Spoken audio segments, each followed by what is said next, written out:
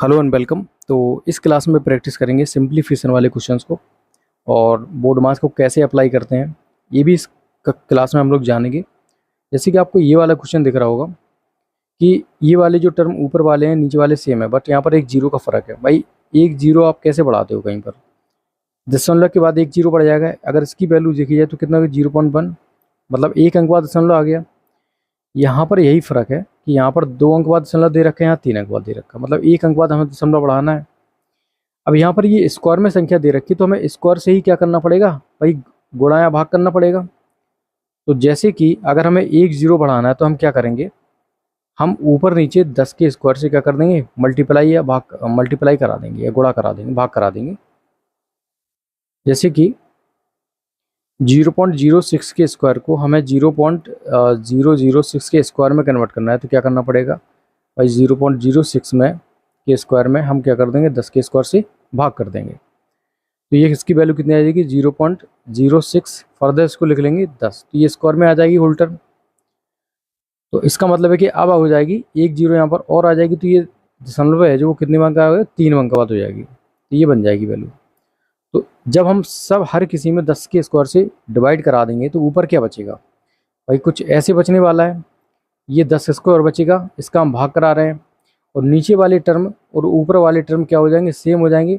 बस ऊपर क्या बचेगा? 10 का स्क्वायर। तो ये वाली इससे कैंसिल हो जाएगी। बचेगा क्या हमारे पास? 10 का स्क्वायर, जिसकी वैल्यू क्या हो जाएगी? 100।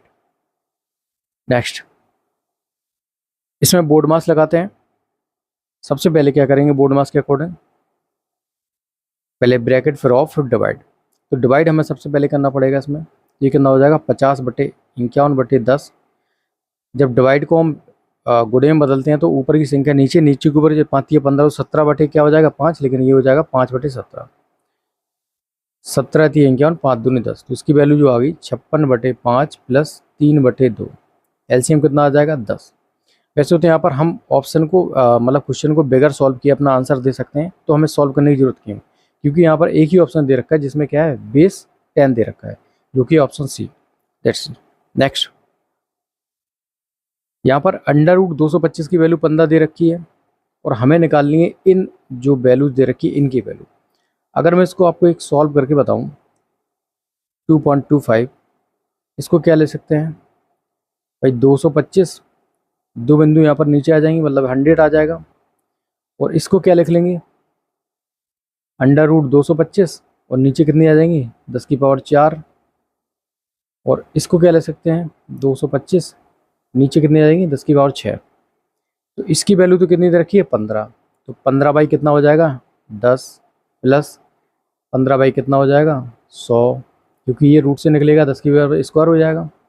और ये हो जाएगा 15/, ये 6 है तो कितनी हो जाएंगी? 3, 1000। तो यहाँ पर तो एक अंक बाद दशमलव मतलब 1.5, यहाँ पर 2 अंक बाद दशमलव तो क्या आ जाएगा? 0.15।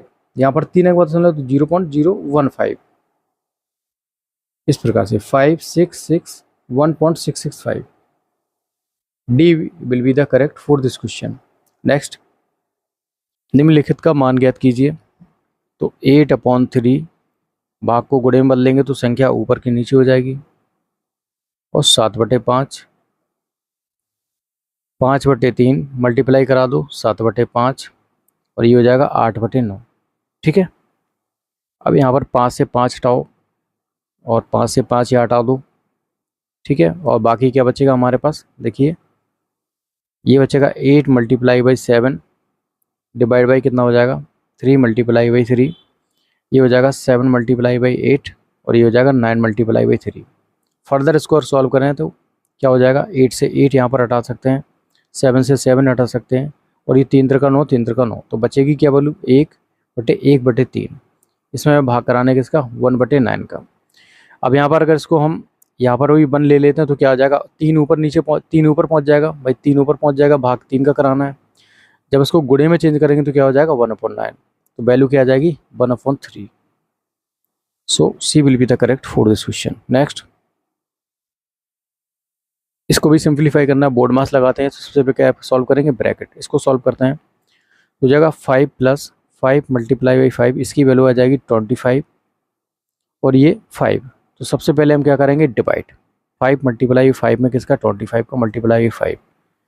फर्दर इसको सॉल्व करो, 25 से 25 हट गया तो ये कितना बचा 5 + 5 जिसकी वैल्यू आ जाएगी 10। So b will be the correct for this question. Next, a की वैल्यू दे रखी है √4, तो ए बराबर कितना आ जाएगा 2। पुट कर दो, √9 की वैल्यू 3, 25 मल्टीप्लाई बाई 2 प्लस √64 की वैल्यू कितनी आ जाएगी 8। 3 + 25 दूनी 50 प्लस कितना आ जाएगा 8, 8 3 11 और 50 कितना हो जाएगा 61। So a will be the correct for this question. Next, निम्नलिखित में से कौन सा अधिकतम है, हमें मैक्सिमम वैल्यू फाइंड आउट करनी है। भाई इसकी वैल्यू तो 0.5 दे रखी है, मतलब 1 की आधी, ठीक है। और ये वैल्यू कितनी हो जाएगी 1 में 0.5 से कर दो तो 0 ऊपर पहुंच जाएगा, 5 दूनी 10 की वैल्यू 2 दे रखी है, यहाँ पर आ जाएगा 0.25, ठीक है। ये आधे से भी आधा है, ये कितना हो जाएगा 5 दूनी 10, इसकी वैल्यू 1। तो ये 0.5, ये 0.25, ये 1, ये 2, तो सबसे मैक्सिमम कौन सा होगा बी वाला। नेक्स्ट, चलिए इसको सॉल्व करना है। जैसे कि यहाँ पर ये 3 टाइम्स लिखा है तो हम इसको ए मान लेते हैं, यहाँ पर बी लिखा है तो इसको क्या मान लो बी मान लो, सॉरी 1 लिखा है इसको बी मान लो। तो यहाँ पर क्यूब चढ़ा दो, कोई फर्क पड़ेगा। तो यहाँ पर 40.7 का क्यूब प्लस 1 का क्यूब, तो ये है दे रखा है फॉर्मूला ए क्यूब प्लस बी क्यूब। और यहाँ पर अगर बात की है तो ये लिखा है ए स्क्वायर माइनस के a b plus b square, that's it. अगर हम फॉर्मूले को ओपन करें, a cube plus b cube का फॉर्मूला क्या होता है a plus b, a square plus b square minus के ए बी। अब ये जो वैल्यू दे रखी है वो दे रखी है ए स्क्वायर माइनस के a b plus b square, तो ये वैल्यू से ये वैल्यू हट जाएगी। फाइनल हमारे पास रिजल्ट क्या बचेगा ए प्लस बी। ए की वैल्यू दे रखी है 40.7 और बी की वैल्यू दे रखी है 1, तो ये हो जाए कितना जाएगा 41.7। So c will be the correct for this question. Next, चलिए इतना बड़ा सवाल दे रखा है, इसको सॉल्व करते हैं। अगर हम इस वाली टर्म की बात करें, ये जो लास्ट वाली टर्म है ना, यहाँ पर देखो -1 का गुणा करा है 0 में, तो ये तो 0 टर्म हो जाएगी भाई, गुणा 0 में किसी का भी कराओगे 0 हो जाएगी। इसको सॉल्व कर लेते हैं। जैसे कि ये वैल्यू लिखी है और ये वैल्यू लिखी है, इनका मतलब क्या है, इसमें मल्टीप्लाई कराना है अंदर, तो कुल मिला के हमें 18 का मल्टीप्लाई कराना है। ये हो जाएगा 1/2 मल्टीप्लाई बाई 1/4 माइनस की 2 मल्टीप्लाई 1/4 मल्टीप्लाई बाई 1/5। फर्दर इसको सॉल्व करें तो कितना हो जाएगा भाई 1/8 माइनस के 2 दूनी 4 2 पंचे 10। फर्दर इसको सॉल्व करेंगे तो 18 मल्टीप्लाई बाई कितना हो जाएगा भाई 80 आ जाएगा क्या एलसीएम, तो 10 माइनस के 8 हो जाएगा, तो ये कितना हो जाएगा 80 माइनस के 2/80, ये 40 हो जाएगा। फर्दर इसको सॉल्व करेंगे तो कितना हो जाएगा 9/20, तो ये हो जाएगा -1 -3 का मल्टीप्लाई करेंगे तो कितना हो जाएगा 3 प्लस 9/20 प्लस ये कितना हो जाएगा, ये -1 माइनस क्या हो जाएगा प्लस, तो ये हो जाएगा +2, 20 आ गया एलसीएम, 60 प्लस 9 प्लस कितना हो जाएगा 30, 20 दूनी 40 सॉरी, तो 60 40 कितना हो जाएगा 100, 109 बटे कितना हो जाएगा 20। So b will be the correct for this question. Next, okay guys, इस क्लास में इतना ही। If you like the video then please channel को सब्सक्राइब करें।